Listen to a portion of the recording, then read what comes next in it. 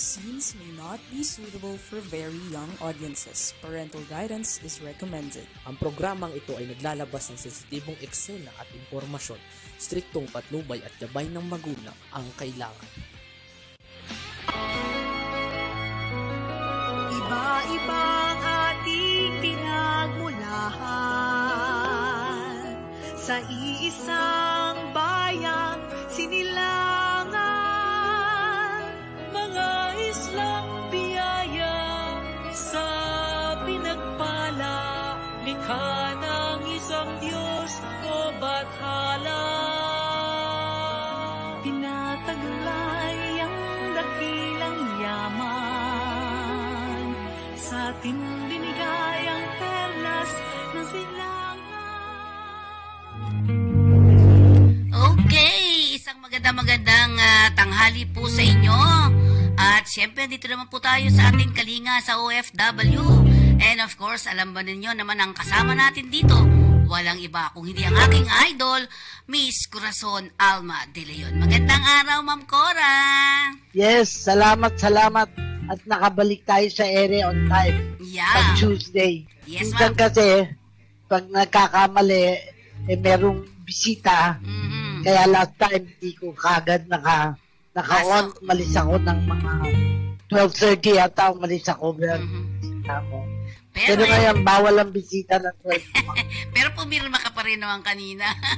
Nakita mo. So, Ma'am Cora, kamusta ka na? Ano mga Mabuti pinagagawa naman. natin?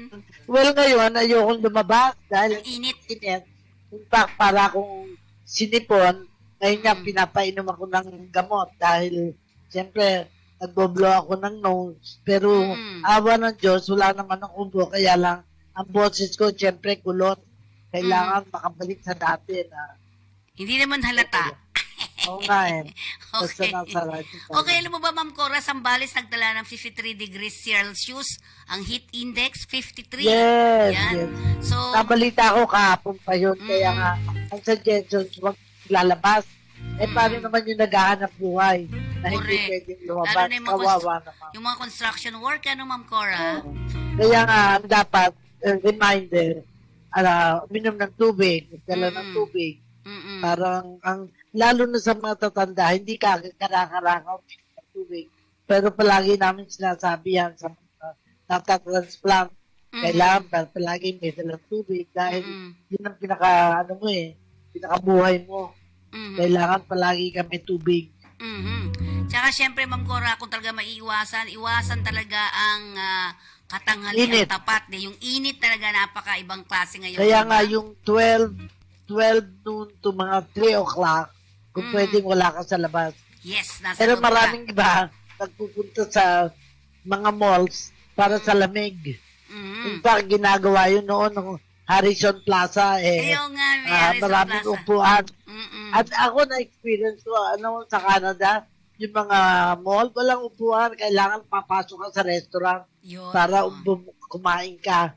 Wala talaga yung upuan sa labas na Pero- nakita natin sa Pilipinas. Pero Ma'am Cora, ngayon gano'n na din, medyo Yes. wala nang masyado. Hindi ka tulad doon yun nga yung Harrison Plaza na Yes, nasarado sinara na. Oo. Pero alam, doon ako umuupo-upo, tapos relax lang ako. Nakaganon ako sa taas di ba? So, Ma'am Cora, alam mo ba, na may 2 senior citizen daw ang namatay sa loob ng kanilang condo unit dahil sa heat stroke. Well, diba? unang-una, I will not advise anybody to be alone. Kumbaga, magbayad na kayo na may kasama kayo. In fact, ngayon, paggabi, gusto ko may kasama ako sa kwarto kahit na late. Yung Tama. kasama sa bahay. Para, if anything will happen to you, merong makakapag-report Yes. na masama pakiramdam o kung nangyari, tsaka may telepono sa kwarto, may cellphone, Yun. para at saka nilista mo kung ano yung mga contact numbers para hindi mahirapan. Paano ba kukontakin? Ano ba yung number? Ganon.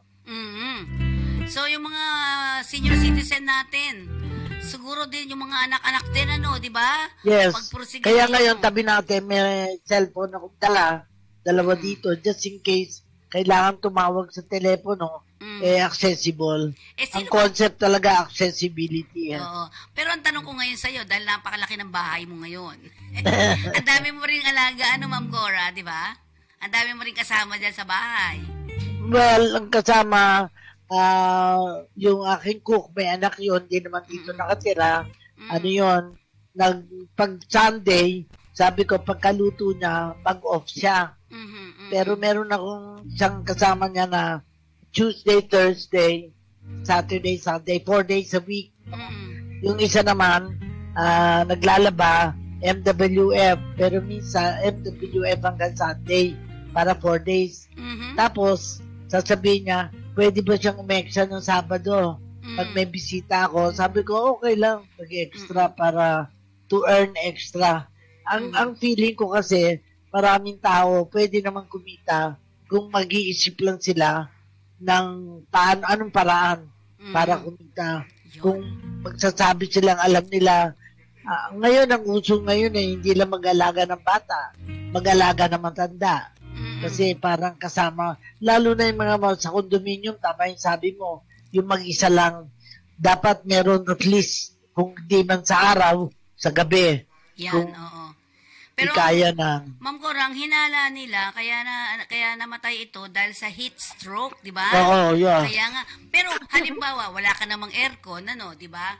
Lagi panalatihin natin na umiinom tayo ng tubig. Right? Yeah. Di ba? Pero, I would suggest electric fan.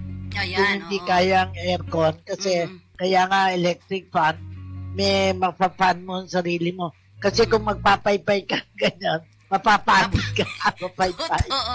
Meron ngayon yung mumurahin lang, yung ganyan, di ba? Ilalagay mo ganyan, di ba? Sarap mo. Pero madaling masira. Ayaw nga, yung ganun, madaling masira. bihira yung ano. Eto, isang balita natin, 100 MILF at MNLF members na umanib sa PNP. Yan, tingnan natin ito mamaya, itong balita na to. RB, Yes. di ba? So, sa tingin mo, Ma'am Cora, ito mga ganito ay tutuhanan ba to? Di ba? Tingnan mo, natin, ipapakita natin sa ating mga samahan, ang pagsanib, puwersa, o pagsuko rin siguro nito, no? Pagsuko din. Mamaya, Yes. tingnan natin. Pakita lang muna ni RB ang kabuuan ng pagsanib ng mga Surrender. ito, pag-surrender. Yan.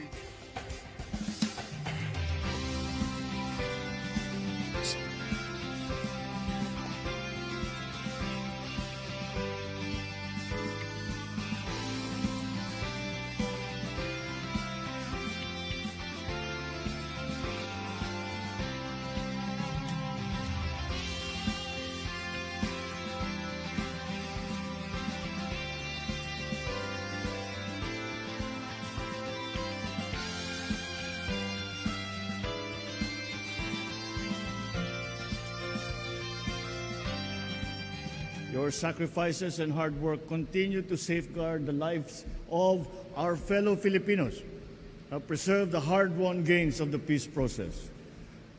To this day, you continue to show the true essence of service and of selflessness. For that, a nation of more than 100 million provides to you a very, very heartfelt gratitude and a snappy salute. Through meaningful dialogues with stakeholders, including the Moro Islamic Liberation Front and other peace-inclined groups, we have helped foster an environment conducive to peace and prosperity in Bangsamoro. You have also provided the foundation, because what you have done in preserving the peace provides the foundation for reconciliation and healing in a region that has long experienced conflict. I thus urge you to continue to work hand in hand with the communities, including the MI and the MN affiliated groups, through their leaders and through our local chief executives. You must forge partnerships based on mutual respect and understanding. We can overcome the obstacles that stand in the way of peace and progress in this way.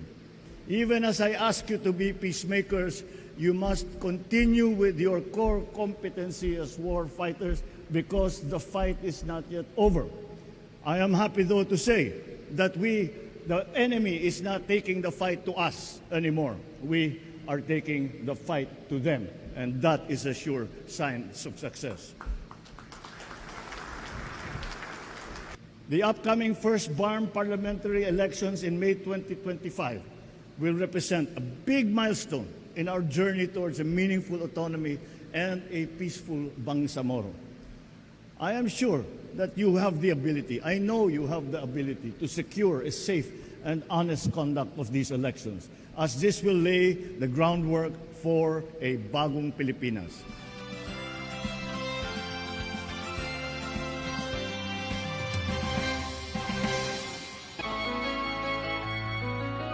Iba-ibang ating pinagmulahan, sa iisang bayang sinilangan, mga islang biyaya sa pinagpala, likha ng isang... Okay, Ma'am Cora. Ayan, isang daan ito na sumanib na. Ibig sabihin sumuko, di ba? Siyempre, ano masabi? Kanina may pinag-uusapan tayo tungkol dun sa mga ganitong klase. Ma'am Cora. Oo. Well, ibig sabihin nito, sumasama na sa body politics. Ibig sabihin, sa ang mundo nila na dati lumalaban, ngayon ay kumakampi. So, it makes a difference. Parang ang paniniwala ko, sa lahat naman ng bansa, ay merong mga kalaban Yes, at yes may po. lumalaban. Okay. Hindi ba kailangan kumbinsihin mo ang mga lumalaban na huwag nang lumaban, makiisa? Okay. Diba? Mm-mm. Bakit makiisa? Para wala nang gusot, wala nang gulo. Mm-mm. Kasi bakit may mga lugar, tulad nun sa Mindanao, may mga lugar na hindi napupuntahan ng mga turista dahil natatakot maging balita na delikado sa mga lugar na yon. Pero naniniwala ako na may mga lugar na dapat puntahan para makita na ang kagandahan ng Pilipinas. Naalala ko nga, magkakaroon tayo ng eleksyon, no? Oh, Sabi next ko, year. dahil we will elect, I think, 12 yata senators, no? Mm-mm. 12. So, kung 12 senators, siguro 3 sa Mindanao, 3 sa Visayas, 3 sa Northern Luzon, tsaka 3 sa Metro Manila. Mm-mm. So, ibig sabihin, well represented. Yes, well represented. And Scattered. therefore, hindi puro mga taga Maynila. Hindi pwedeng mga dati na. Maganda nga na... Hindi magkakamag-anak. Yes. Panahon na para linangin kung sino pa nga ang dapat na maging senador dahil may kakayahan. Pero siguro hindi na masyado yung matagal ng senador.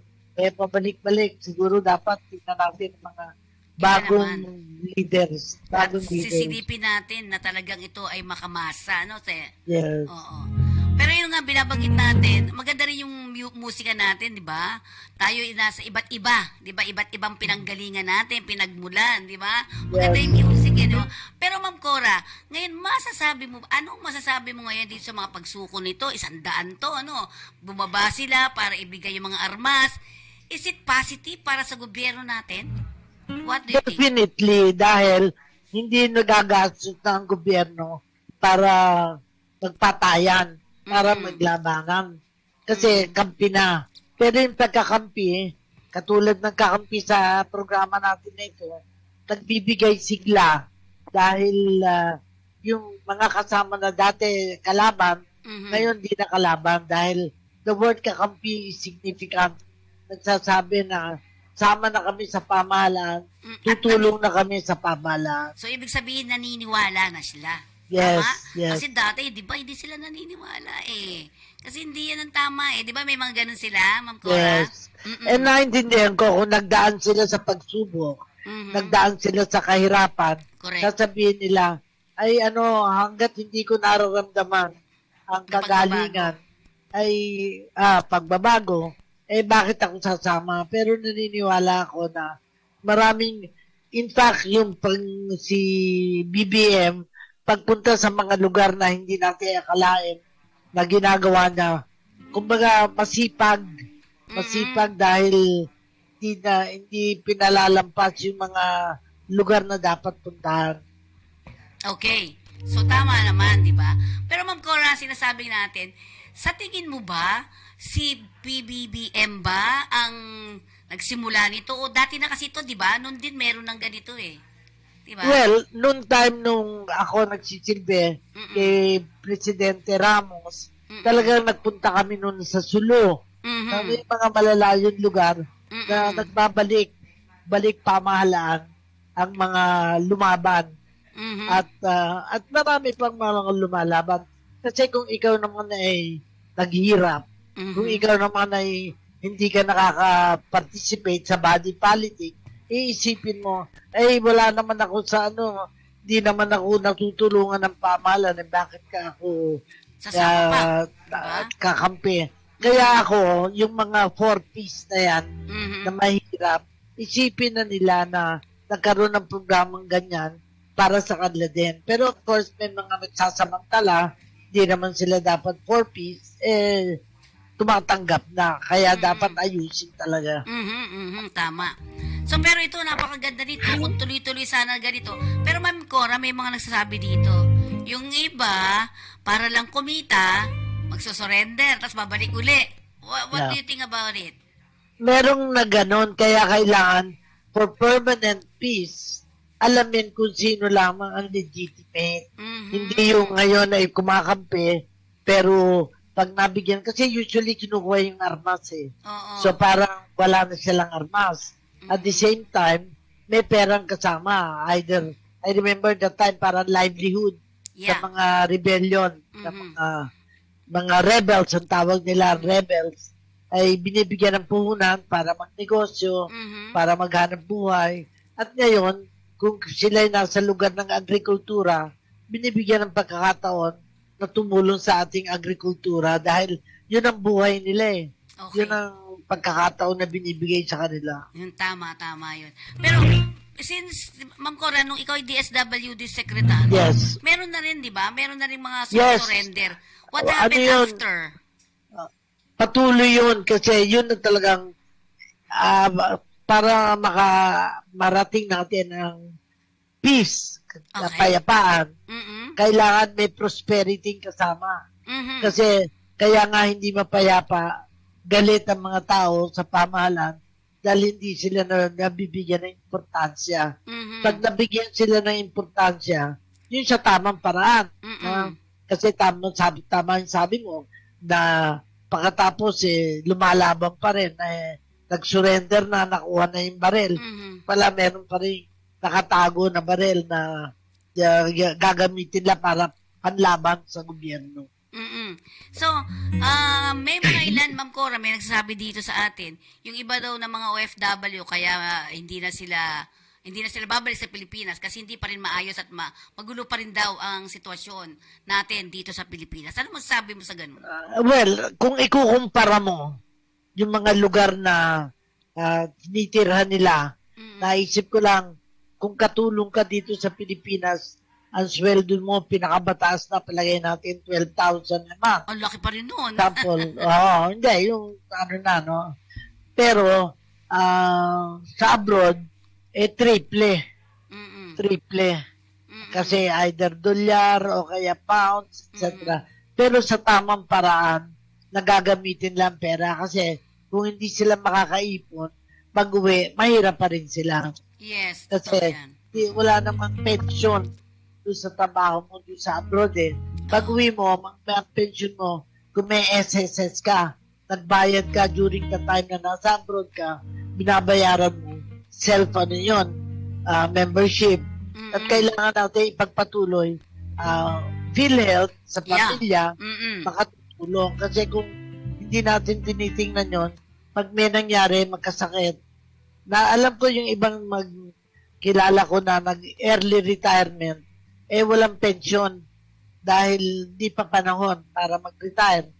Ngayon, hindi naman na makatrabaho dahil matanda na. So, aasa na lang sa tulong ng iba. Kung may kamag-anak, may kaibigan, natutulungan sila. Pero kailangan mas disente yung ang tutulungan mo, yung naghahanap buhay, may ginagawa para sa sarili. Pero speaking ito, sinabi mo kasi kanina, ma'am, yung mga 4Ps, no? Sabing ganyan. Kailan ba magtatapos ang mga 4Ps? Kasi di ba? 5 years. 5 years. 5 taon from nagsimula. Kasi ang assumption dyan, para makapag-aral, para sa kanilang health. Pero pagka-graduate ng 5 years, bumuti na ba yung kanilang katayuan. Kasi kung hindi pa, yun ang hinahanap kong ngayon. Sana yung mga pamilyang nag 4-piece, pero after 5 years, bumuti na, maganda na ang trabaho, mga anak ay nakatapos, tumutulong na, kailangan natin bigyan ng dignidad at i-honor natin sila. Ito ang pinag-uusapan namin sa aming organization na Save the Parañaque River. Kasi mga nakatira to sa tabi ng ilog. Tabi ng ilog. Pero nabigyan sila ng pagkakataon na makapag-aral. Yung mga anak parang may pensyon ng mga bata. Tapos yung sa health naman, meron din tulong sa health kasi parang monthly, parang may pension sila for 5 years. Ngayon dapat may mangyari sa buhay nila para bumuti na ang katayuan nila. Pero may nagko-comment dito, Ma'am Cora. Sabi nila na parang tinuturuan daw natin maging tamad ang mga Pilipino kung lagi nilang may 4-piece. Anong masasabi mo bilang DSWD Secretary natin? Yung pagiging tamad, there will always be those people who will take advantage. Pero kailangan nga piliin mo yung gustong magsikap.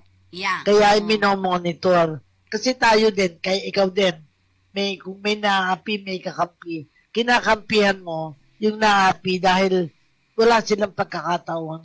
Pero pag nabigyan mo ng pagkakataon, bumuting katayuan la, hindi ka maaawa sa kanila. Hindi na sila api Marunong na silang tumayo sa kanilang sarili. At yun ang kailangan natin tulungan. Tsaka ang maganda siguro, multiplier effect, no? Yes. Pero ako, bumuti kaligayan ko, baka pwedeng mag-ano ka naman ng isa, di ba? Hindi yung habang panahon. Like ikaw, you're proud na your husband was an OFW. Yes po. But no longer.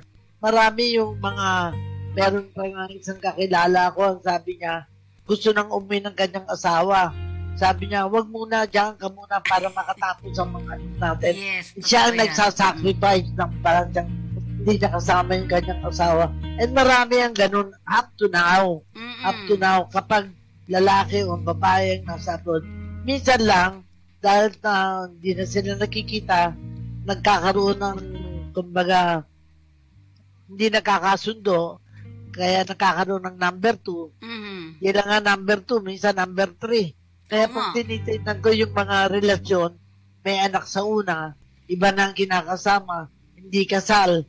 Yan ang palagi ko nakita sa mga case study. Iba ang partner. At saka, ngayon, uso pa rin, ang uso pa rin na ang partner babae sa babae o lalaki sa lalaki. Oo, medyo may marami ganun na rin ang ganun. Yes. Okay. So, Ma'am Cora, ano mo naman masasabi mo rito? Pag ba kinansila ng DFA ang passport mo, ano nang ibig sabihin nun?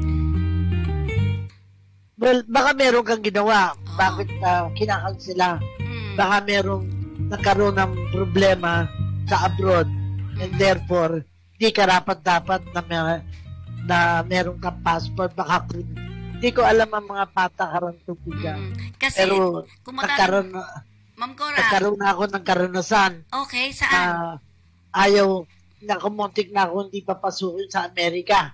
Okay. Dahil ang passport ko, merong kapangalan na nag-commit ng offense sa Amerika. Hindi ko naman kasalanan. Wala naman akong inilagay doon na naging DSWD secretary ako. Matagal na 2018 na. Nung umalis ako, 2001, nung umalis ako sa gobyerno. So, 17 taon na, sino man mag-aakalang meron pa akong inawa, meron akong hinawakan na posisyon.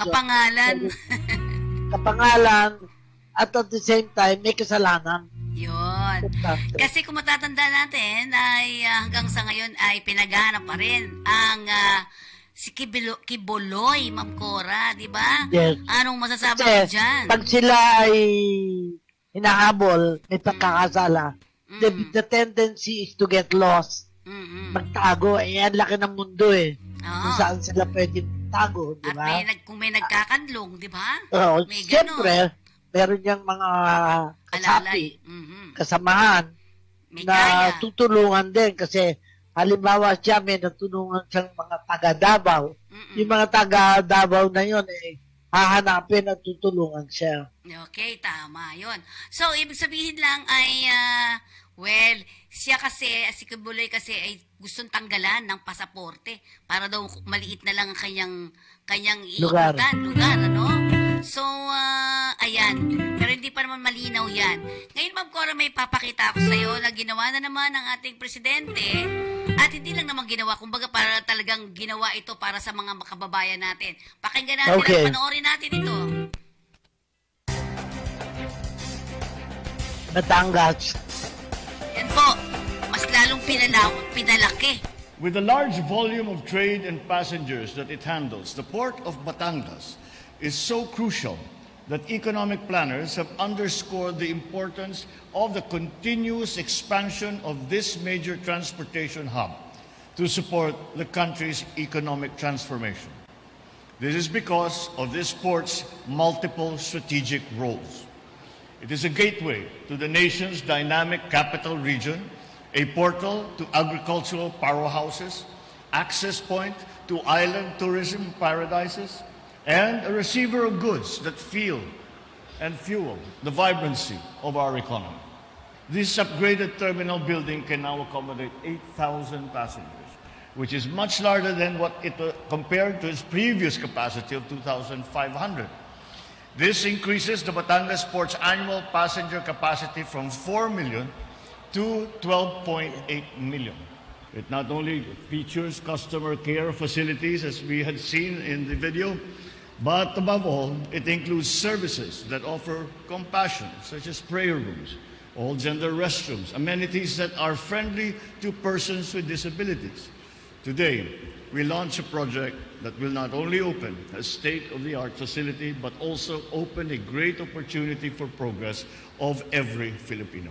We expanded it to by 2,500 passengers, and then we now have an additional 5,500 capacity. So we are now at 8,000 passenger capacity. Ito na ang pinakamalaki, pinakamodernong inter-island passenger terminal building natin sa buong Pilipinas. Yung ticketing areas natin, nandito na sa loob ng passenger terminal building, fully air-conditioned dito, no? Malamig ang air conditioning natin dito. At mas kumbinyente para makakuha at makabili ng ticket yung mga kababayan natin. Ngayon, habang naghihintay din sila, makikita nyo marami na din tayong mga amenities dito. Marami tayong food kiosks na pwedeng pagpilian ng mga kababayan natin para makabili sila ng mga makakain nila o mga ipapasalubong nila, no, sa mga kamag-anak nila na sa pupuntahan nila. And then yung mga restroom natin dito, meron tayong yung regular siyempre natin na male and female restroom, pero being gender sensitive also, no, meron tayong all gender restrooms dito at saka restrooms para solely dedicated para sa mga persons with disabilities. Tumutugon tayo doon sa konsepto na ang turismo ay isang napakalaking bahagi ng national development, ano? At para matugunan yung pangangailangan ng turismo, kailangan yung mga pasilidad natin hindi lamang sa paglalakbay sa himpapawid, kundi paglalakbay din sa dagat, ay kailangan maging katanggap-tanggap at maging maayos at komportable, hindi lamang sa mga kababayan natin, kung hindi pati din sa mga dayuhang turista na nais umikot o nais bagtasin yung mga isla natin dito sa ating bayan. Gusto ko sanang imbitahin yung mga kababayan natin na bumisita sila dito sa atin sa Batangas City Port, ano? At kanilang ma-experience yung bagong klase at bagong kalidad ng paglalakbay sa ating mga karagatan at para makita nila kung ano na yung bagong imahe ng mga pantalan natin, hindi lamang dito sa Batangas City, kundi sa iba pa nating mga pantalan na pinamamahalaan ng Philippine Ports Authority.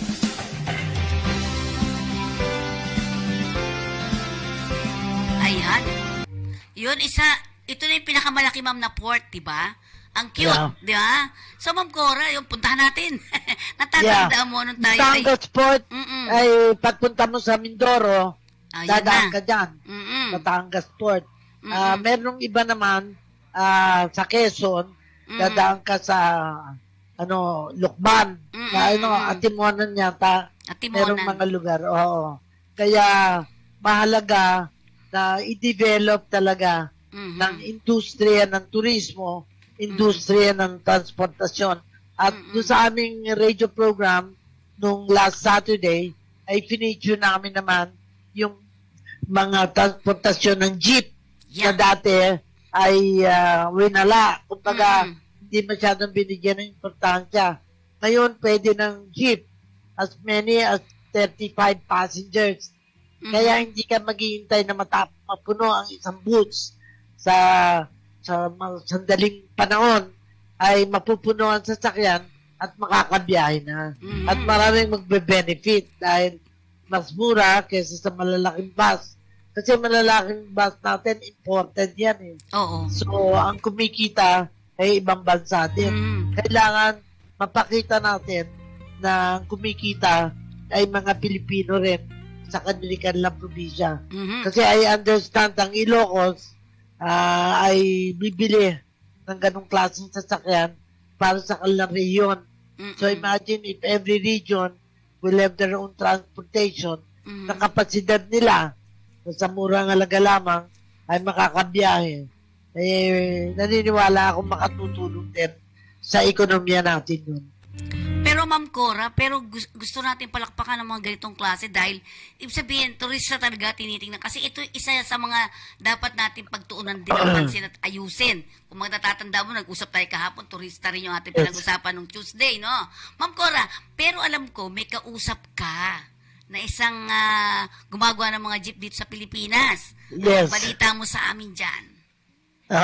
Well, wala akong film na papakita. Pero bibigay ko ang pangalan na dapat maimbita sila. Oo. Arby. Oo. Orlando.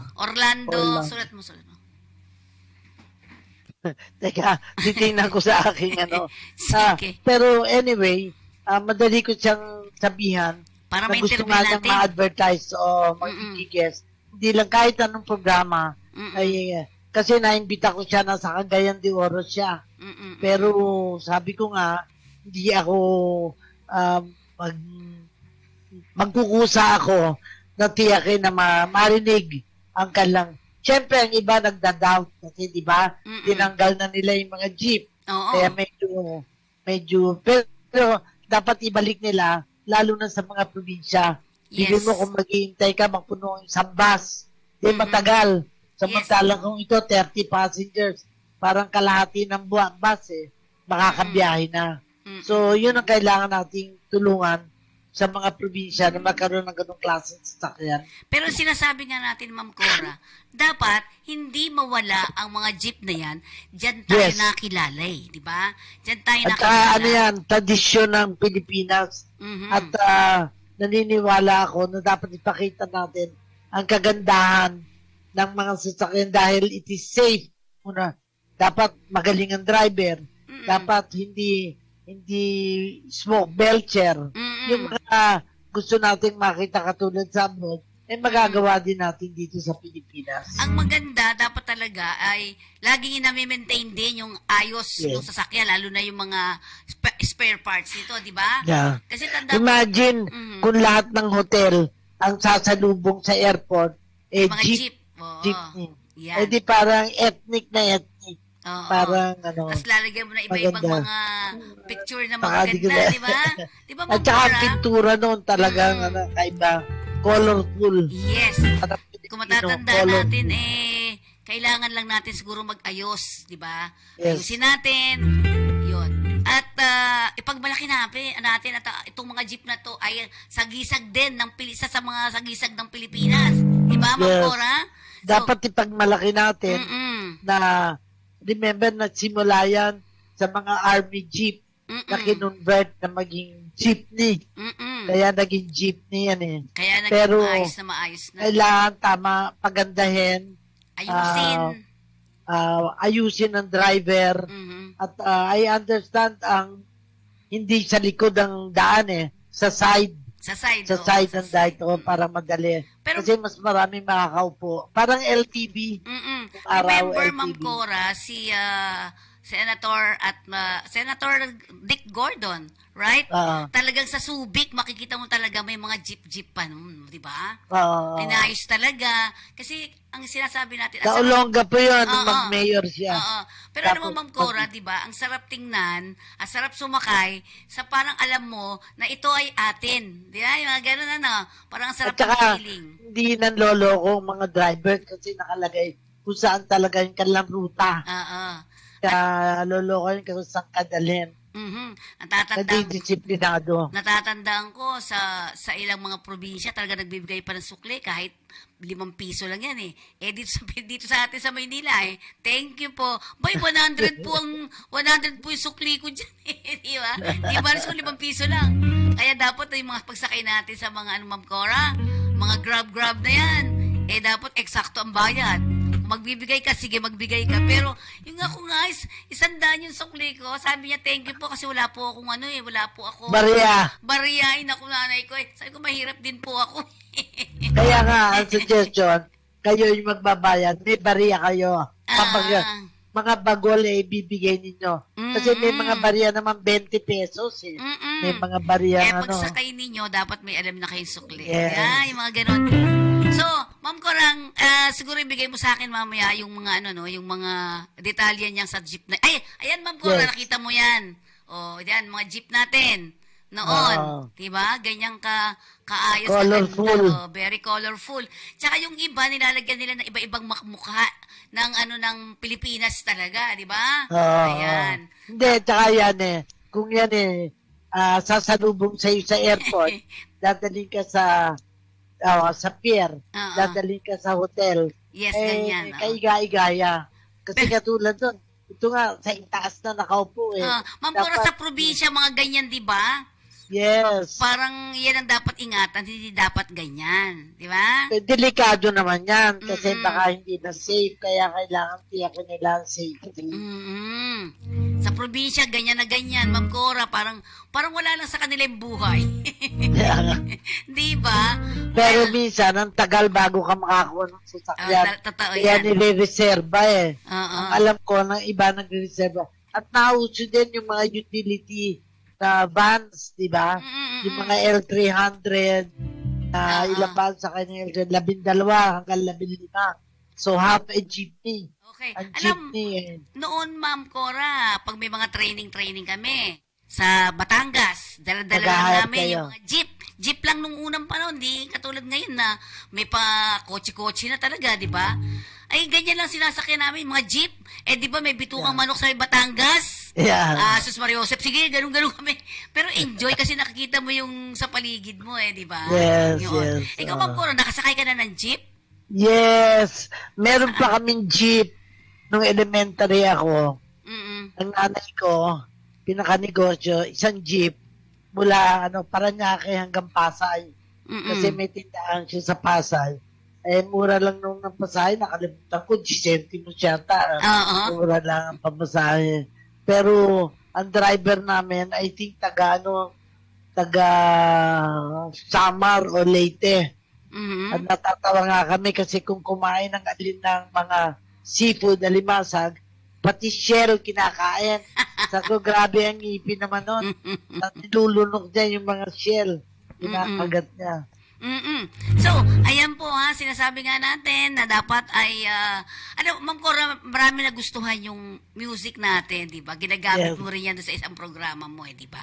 Sino gumawa nito at napakaganda kasi? Well, si tao ni Sonia Rocco, kaya nga gusto ko maging guest mo din si Sonia para ikwento paano nagawa yung na yan.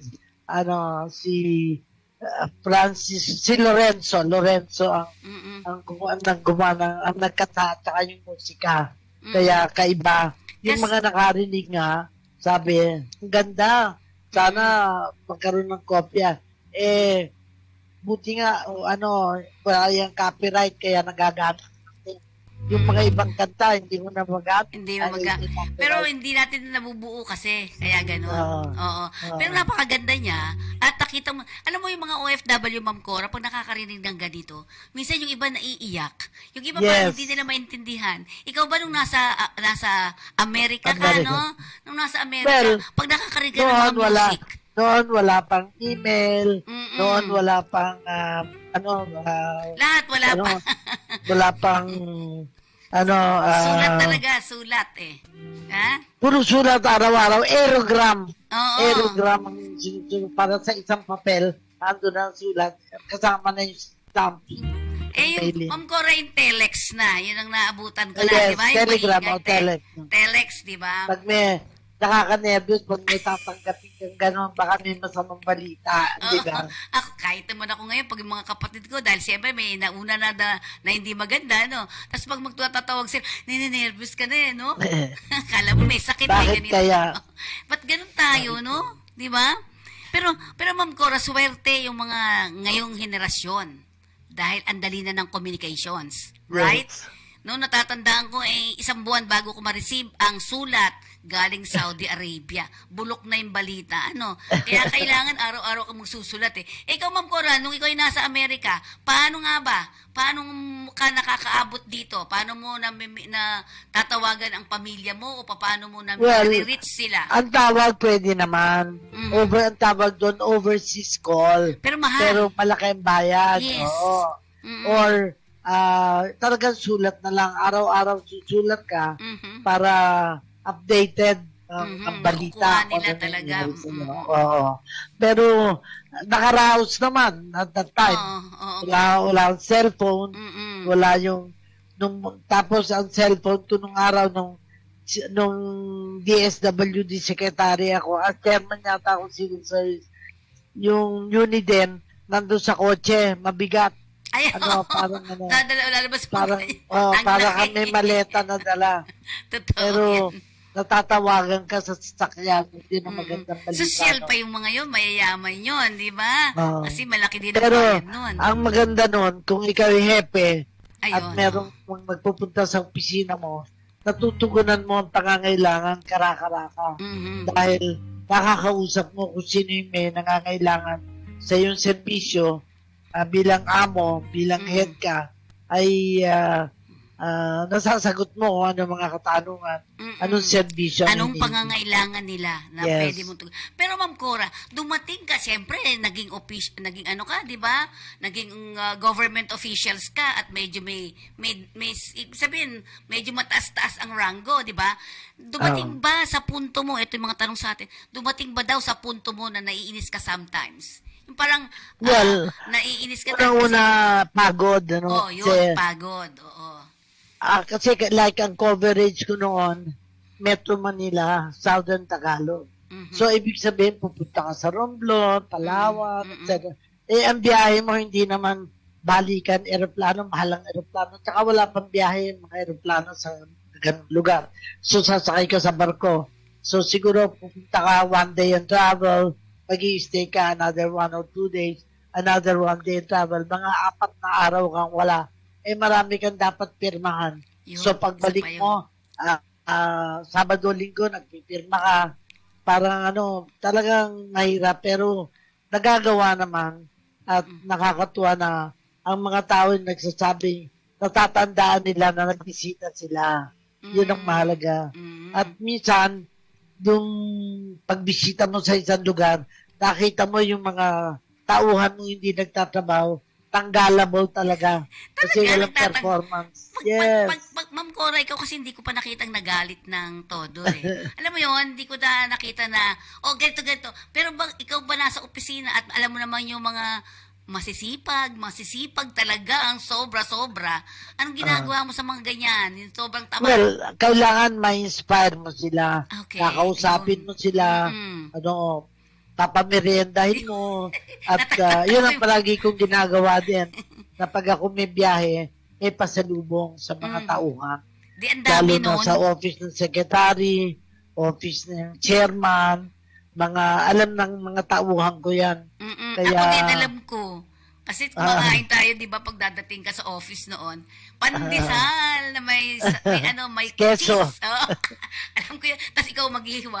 Lalagay mo ganun. Parang nanay, Yun. Pero mama, sinasabi ko nga, dumarating din tayo sa punto na sometimes naiinis tayo. Pagod siguro yun, Pero after that, mawawala yun di ba? Babalik ka talaga sa kanya. O ano ba gusto mo talaga? At saka pagkatapos, hinahanap-hanap yung ganung na meron kang pupuntahan araw-araw. Meron kang gagawin, meron kang mga pipirmahan. Pero nakakamiss kung wala na. Bay, wala na akong pipirmahan, wala na akong pupuntahan. Kasi ako natatandaan ko, nasa ospital ako. Kasi may board ako nung ilang mga nasa ospital ako. Sabi ko, huwag mo dito isaksak sa kanan kasi itong pumipirma. Pag dilat ang mata ko, ma'am, pwede ka bang pumirma? Yun. Ma'am Cora, naabutan mo yung mga ganyan, Di ba? Yes. Even up to now, ay pupunta ako sa National Kidney, may papapirmahan sa akin. Total, nandun ka na sa National Kidney. Pupunta ka na sa Quezon City dahil yung Justice Palma ay doon ang office. So, dadaan ka para pumirma ng mga 2 pirma or something like that. So, bibigyan mo naman ng konting pabuya yung nagpapapirma. 2 pandesal o kaya kung alin yung dala mo na share mo. May ganoon talaga na ikaw talaga yung mag-aayos, Ma'am Cora. Doon ka nakilala tsaka magaling kang mag-entertain. O mga kakambela mo pa, magaling siya mag-entertain ng bisita. Kasi ako minsan ayoko nung nag-entertain. Siguro pagod na ako din. Diba? Pero ikaw talaga ang galing-galing mo sa pag-entertain, di ba? Kasi napunta ako sa bahay nyo, o dito ka, na ano mo yun na plano mo kung saan ako uupo, saan uupo yung iba, yung mga ganon, sa sasakyan at anong kakainin. I remember that kasi kami ni Ma'am Cora ay laging naglalayas-layas dito. Oo, di ba? Dahil po, nagraradyo na rin kami noon. Taratanda mo yung Ma'am Cora. Sa radyo ng bayan. At kung saan tayo nagraradyo, nagradyo tayo sa may Clark. DXL. Iba-iba Tayo ay live. Ikaw may funding support ng Ford Foundation yata. DWIZ yun, di ba? Oo, DWIZ. May wala na masyado ngayon ng mga funding agencies natin dito Talagang kailangan mo talaga magtrabaho para ikaw ay mabuhay, di ba? Pero ako naman, may mga tao nangangailangan na ibandilyo yung kanilang ginagawa. And I think they should learn how to pay. Natulungan sila. Katulad nung ng Tatak Pinoy nga na jeep. Kulang pa yung dapat malaman in all. Like, I think I will have also a contact sa Amerika. Tinawagan ko na sabi ko baka pwede siyang mag-guest on a Saturday. Sabi ko baka ang kaya lang na kailangan ayusin ng oras na libre siya kasi nasa nasa San Francisco. So, pagdating naman natin. Siguro. Sige. At syempre, Ma'am Cora, gusto natin ma-interview din yung gumagawa ng sasakyan na yan, ng jeep, no? Yes. Kasi gusto natin I will give you the number. Yes po. So, Ma'am Cora, dun sa mga trabaho natin na ginagampanan, lahat ba yan, wala namang kita. Itong ginagawa natin, sabi, pero dasal tayo, huwag saan tayo mawala ng boses, di ba? Kasi eto na tayo. Pero Ma'am Cora, bakit nakatiis tayo? Ikaw muna tatanong bakit ka nakatiis na ganyan-ganyan na, puro ang dami nating ginagawa, puro busy-busy, di ba? Well, unang-una, gusto mo yung ginagawa mo. Ma-happy tayo. Unang-una, yung gusto, di ba, sabi ni Enrile, gusto ko happy ka. Yun yun. Kaya nung mawala, hindi ka masyadong happy dahil hinahanap-hanap. Yun. Ganon. At saka ang sarap din naman tumulong, lalo na kung positive yung ginawa mo, di ba? Parang ang sarap-sarap ng feeling, no, Ma'am Cora? At saka nare-remember nila. Natatanda. Minsan nga, nung maging board member ako ng Board of Trustees ng PUP, merong isang dating estudyante yata doon, Ma'am, natatandaan ko, isinakay nyo ako, kayo pa ang nagdadrive yung sa sasakyan nyo, na isinakay nyo ako. Talaga, nakakalimutan ko na yun. Di ba, Ma'am Cora, yung minsan biglang, Tito, pag may nag-guest tayo, lalo na yung kapanahonan, hindi lang yun, yung mga bata-bata pa rin naman ngayon, tuwing sasabihin kong, ang kasama natin dito ay si Miss Corazon Almadrid. Ay, kilala ko yun, sasabihin niya. O, di ba?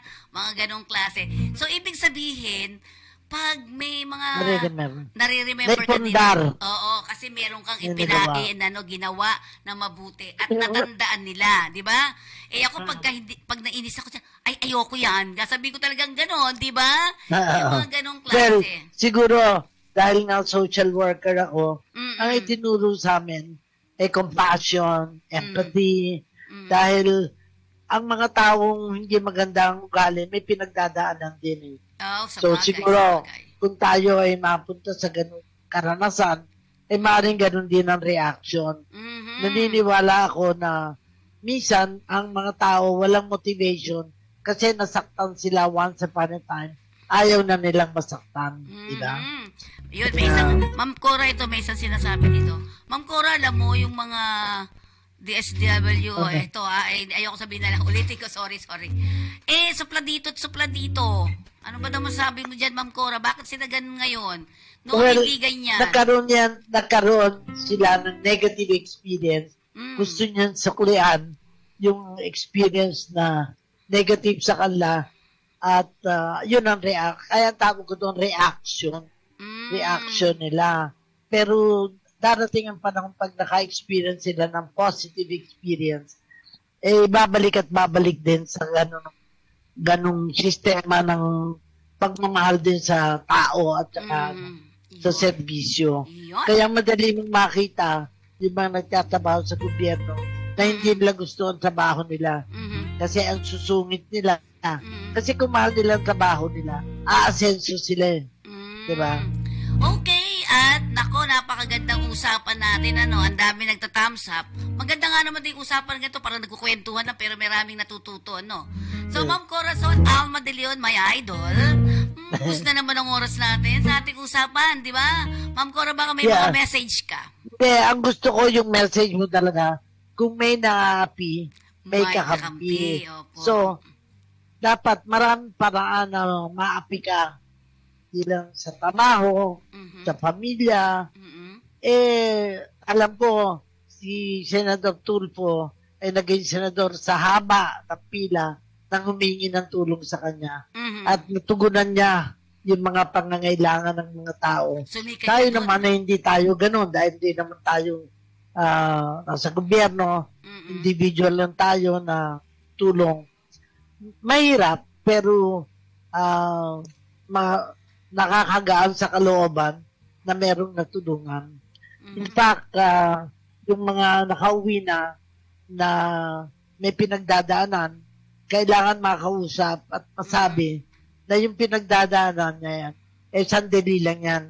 Nasa sa kanila kung mabigyan nila ng panahon na isipin ano yung pwede nilang magawa para mabago ang buhay na.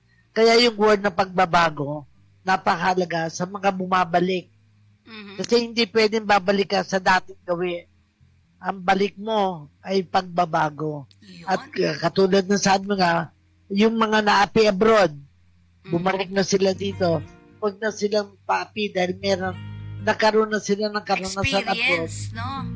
Pakita na lang katatag, tatag ng lakas ng loob at tatag ng isip para maharap nila kung anumang problema ang kailangan nilang harapin. Pagbabago talaga, kailangan pagbabago. Okay, at syempre, alam naman natin, at medyo wala na naman po tayong oras. Of course, ito po yung lingkod sa Nicodemus para sa ating kalinga sa OFW. And of course, Ma'am Corazon Alma de Leon.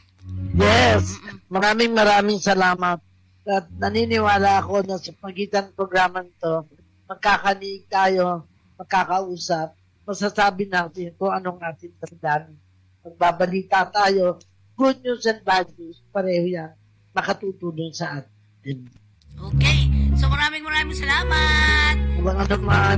Salamat po, of course, and po ang ating kapartner, Corazon Alma de Leon. At po yung likod, paalam po, paalam. See you Tuesday. Paalam.